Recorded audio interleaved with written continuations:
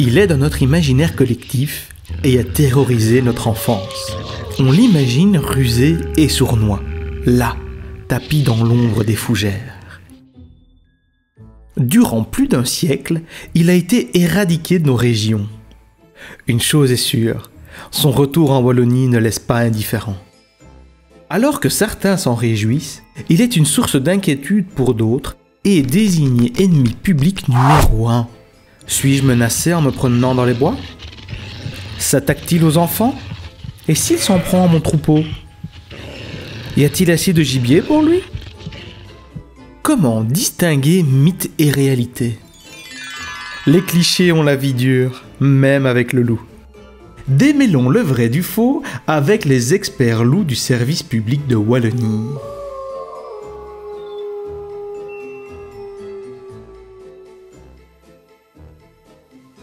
Chaque attaque de loup fait évidemment sensation et on a l'impression que le loup il ne mange que du mouton par exemple. Mais le loup il mange quasi exclusivement des proies sauvages. Dans les proies sauvages il mange notamment du chevreuil, des sangliers, des jeunes sangliers.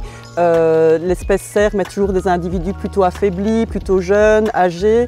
Et de temps en temps malheureusement il va se nourrir de proies domestiques. Mais ça reste très anecdotique par rapport à sa consommation en proies sauvages. D'après nos analyses, 97% de son régime alimentaire est constitué de proies sauvages. Il mangerait donc plus de proies sauvages que de proies domestiques. Mais comment arrivez-vous à calculer cela? L'impact de la présence du loup en Wallonie, on essaye de l'évaluer par différentes études. Notamment par rapport aux études de régime alimentaire, on essaye de voir dans combien de cas le loup prédate plutôt des proies domestiques ou des proies sauvages. Et ça, on peut le faire par l'analyse par exemple des crottes de loup. J'entends régulièrement parler d'attaques de loups dans les médias. Comment peut-on savoir si c'est un loup qui a attaqué ou autre chose? Quand le réseau loup est appelé pour une suspicion d'attaque sur proie domestique, en fait on envoie très vite un expert qui a été formé pour analyser la carcasse de la proie domestique. Très vite, pourquoi? Parce que cette scène, elle doit être préservée de la pluie, des charognages, c'est-à-dire des animaux qui vont venir manger sur la carcasse. Et on va un petit peu regarder le tableau, le patron d'attaque, et on va aussi prendre des prélèvements génétiques, des petits écouvillons, des genres de gros cotons-tiges qu'on va frotter au niveau des plaies. Et ça va nous permettre de déterminer dans beaucoup de cas qui est l'auteur de l'attaque. Parfois, ce n'est même pas une attaque, c'est une mort naturelle de l'animal qui a été ensuite mangé par des renards, par exemple. Mais quand il y a une prédation, on va analyser si c'est une prédation de loup ou d'un autre animal. Et on se rend compte que bien souvent, il s'agit de prédation par le chien. On a vraiment affaire à des experts scientifiques, comme à Hollywood. Donc on va faire une analyse de la carcasse, une analyse visuelle et une analyse au niveau génétique. Cette analyse génétique, elle va se faire en deux temps. La première question à laquelle on veut répondre, c'est est-ce que c'est du loup? Donc elle va nous dire si c'est du loup ou du chien. La seconde analyse génétique, si c'est du loup, elle va dire c'est tel individu qui a attaqué. Et ça, en tant que scientifique, ça va nous permettre de faire des liens, de mieux suivre les loups et d'éventuellement anticiper les attaques ou de protéger les élevages qui doivent être protégés. Donc ça, c'est très important. Par ailleurs, si c'est du loup, on pourra aussi indemniser l'éleveur, tandis que si c'est du chien, on ne pourra pas l'indemniser. Donc cette analyse, elle est vraiment cruciale dans le suivi du loup, mais aussi dans l'aide à l'éleveur. D'autres techniques de suivi sont utilisées. Pour mieux comprendre l'impact du loup dans les zones où il est installé, on essaye de mettre en œuvre différents protocoles d'études, par exemple du marquage de biches avec des colliers émetteurs, pour comprendre si elle se déplace différemment depuis que le loup est de retour par rapport à ce qu'elle faisait avant. Donc ça, ce sont des données qui sont en cours de collecte, on n'a pas encore une réponse flamboyante à ce sujet-là. Pour le suivi technique du loup dans les zones de présence, par exemple, Thibaut se rend une fois par semaine à peu près pour relever des informations sur le terrain. Mais souvent aussi, on a par exemple des excréments qui sont collectés par des collaborateurs locaux. On stocke tout ça.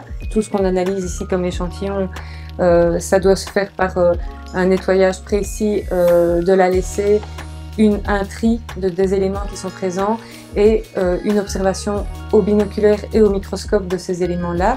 Et ça va nous permettre d'identifier les espèces proies sur base de collections de références. Par exemple, ici, pour les poils, on a des poils dans les crottes et chaque mammifère a une structure de poils particulière qui va nous permettre de donner une identification pour chacune des proies qui sont consommées par le loup. Le loup est, si on peut le dire, suivi à la trace. nos analyses sont vraiment très utiles parce que ça permet parfois de rassurer la population qui pense qu'un loup sévit alors que c'est un chien de ferme qui est allé faire une virée pendant la nuit. On peut obtenir des informations de présence potentielle d'un loup quelque part en région wallonne à peu près à n'importe quel moment au cours de l'année. Et c'est justement l'avantage d'avoir un réseau loup avec des membres qui sont dispersés un petit peu partout en région wallonne et qui peuvent aller documenter chacun des cas qui nous est rapporté. Si le loup est revenu naturellement, comment les experts ont-ils pu se préparer? On savait que le loup allait revenir. La Wallonie était prise en tenaille entre deux flux de dispersion. Donc on a pu un peu se préparer à ce retour, on a pu l'anticiper. Ça veut dire qu'en 2017, on a créé ce qu'on appelle un réseau loup.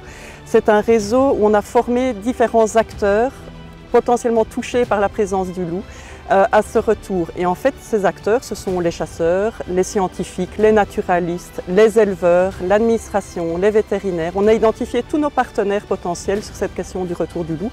On les a formés à la reconnaissance des indices. Ce qui veut dire qu'on a sur le territoire wallon environ 60-70 personnes formées à la reconnaissance de la présence du loup, des différents indices. Le réseau loup, dès le départ, on a voulu qu'il soit multipartenaire, qu'il implique toutes les personnes qui sont concernées de près ou de loin par la présence du loup, qu'il soit pour le retour, qu'il soit contre, qu'il soit neutre. On voulait d'emblée que tout le monde soit formé et que tout le monde ait accès à l'information. C'est quelque chose, en fait, notre projet premier, c'est la transparence. Le retour du loup finalement, c'est positif ou négatif? Est-ce que la forêt a changé depuis son retour? Le retour du loup, il est important pour les écosystèmes dans le sens où nos écosystèmes sont amputés d'une partie importante de la pyramide alimentaire puisqu'on n'a plus de prédateurs, de super prédateurs chez nous depuis plus d'un siècle. Et donc, ça a une forme de rééquilibrage du fonctionnement de nos écosystèmes.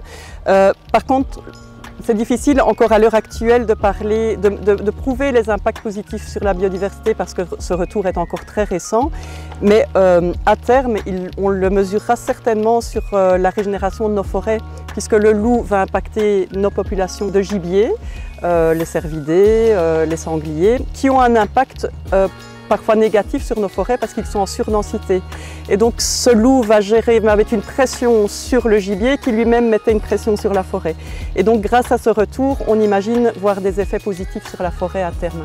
C'est rare qu'il y ait des nouvelles espèces qui réapparaissent dans nos environnements alors qu'elles ont été éradiquées. Donc c'est une espèce qui est en fait très dynamique en termes populationnels et très opportuniste. Donc elle est relativement facile à revenir, ce qui n'est pas le cas de beaucoup d'espèces. Donc en ça, c'est une bonne nouvelle. Et donc à terme, le loup prendra la place des chasseurs? Le loup et les chasseurs ne seront pas en compétition pour deux raisons majeures. C'est qu'on a des très fortes densités de gibier et donc il y en a pour tout le monde. Et puis, il faut savoir aussi que le loup ne va pas s'attaquer aux mêmes proies que celles qui sont privilégiées par les chasseurs. Le loup va manger des animaux plus petits, par exemple les marcassins, les bêtes rousses pour le sanglier ou des vieilles biches, des faons, tandis que le chasseur va axer sa chasse sur d'autres individus. Et donc, ils peuvent se compléter. Par ailleurs, pour le moment, déjà, si un loup prédate un individu de l'espèce cerf, eh bien, ça va être porté au plan de tir du chasseur. Donc c'est comme si le loup était déjà reconnu comme un chasseur au même titre que le chasseur humain, et ce qui va même l'aider parfois à réaliser ses plans de tir. En plus de les étudier, est-ce que d'autres actions sont prises? Son régime alimentaire risque-t-il de changer? Notre mission sera toujours bien d'étudier qui est le prédateur de ces attaques, mais c'est aussi lui compliquer la tâche en mettant des clôtures électriques, en envoyant des signaux sonores ou visuels, en mettant des protections difficiles à déjouer pour que finalement il est plus facile à attaquer des proies sauvages que des proies domestiques. C'est un animal très intelligent et donc on a un réel défi à relever à ce niveau-là. Bien qu'il attaque peu fréquemment les moutons, sauf en ce qui concerne les loups en dispersion qui ont plus facile d'attaquer en fait des moutons que des proies sauvages souvent. Les loups installés attaquent de temps en temps des moutons et il faut quand même essayer de mettre en œuvre des moyens de protection justement pour que le loup ne s'habitue pas à consommer des moutons régulièrement, qu'il garde son goût pour les proies sauvages, c'est notre intérêt.